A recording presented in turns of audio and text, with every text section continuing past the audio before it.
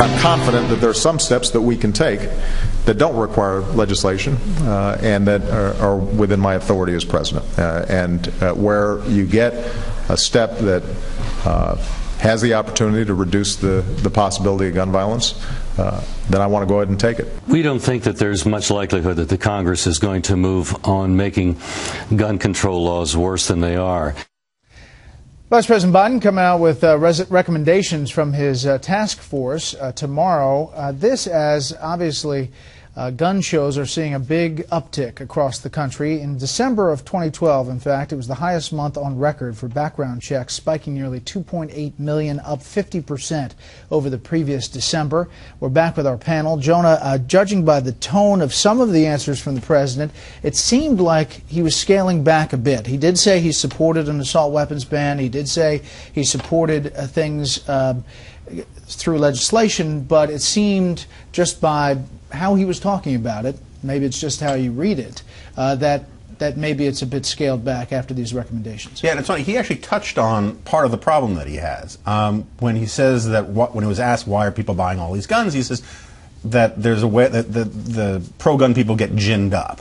And he's right, and nothing would gin them up more than some really sweeping, ambitious legislation that says we're going to get the guns or something like that. And it would fail. And it would galvanize the very opposition that he wants to get calmed down. And so my guess is there will be a little rhetoric that's a little outsized, but the actual proposals will actually be much more small bore for partly that reason. Kirsten.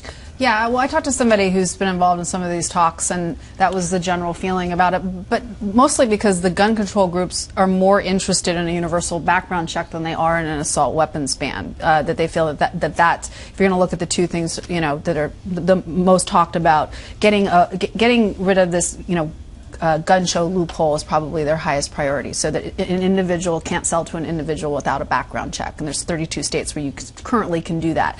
So, and those eventually get into the hands of criminals. And I think that people are realistic too about preventing these mass shootings is probably going to be very difficult, but you can do things to try to stop the sort of day-to-day shootings, the stuff if you open up the metro section you looked at today, and that's what they're more focused on. Charles. I think what we're going to get is the appearance of motion. People want to have a sense they're doing something.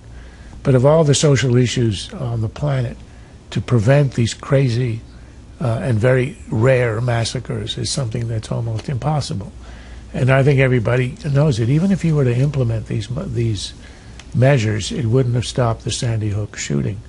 Look, I think what they'll probably get, and I think there was a misreading by the administration and the media of the mood in the country after Sandy Hook. I think they had this sense that there was a whole sea change in public opinion. The majority consensus in the country remains that we believe in the Second Amendment. And I think there's also a realization that you can make changes around the edges, but it's not going to have a significant effect. And I think there will be the stuff around the edges, the background checks. There'll be more studies of what are the causes of violence. And you might get other smaller measures. You might even get more spending on mental health. But I think there's a realization that if the problem is these sporadic and unusual shootings, it's not going to make a difference. And the other interesting fact is, since 1980, the homicide rate in the country has been cut in half. So we are obviously doing a lot of good things, but we can't explain or understand, you know, the causes of the mass shootings. And that's something that we're not going to get a good handle on, I think, ever. New York is stepping up its gun control measures, and Chicago today. Listen to the mayor of Chicago. I've ordered all the Chicago pension funds to check any of their investments, and we're going to, if they have it, we're going to divest of any investments they have in any gun manufacturer. We seize in the city of Chicago more guns than any other city, more than LA, more than New York. But it's a violent place. And it has lots and lots of gun control laws, which is sort of the whole point of this.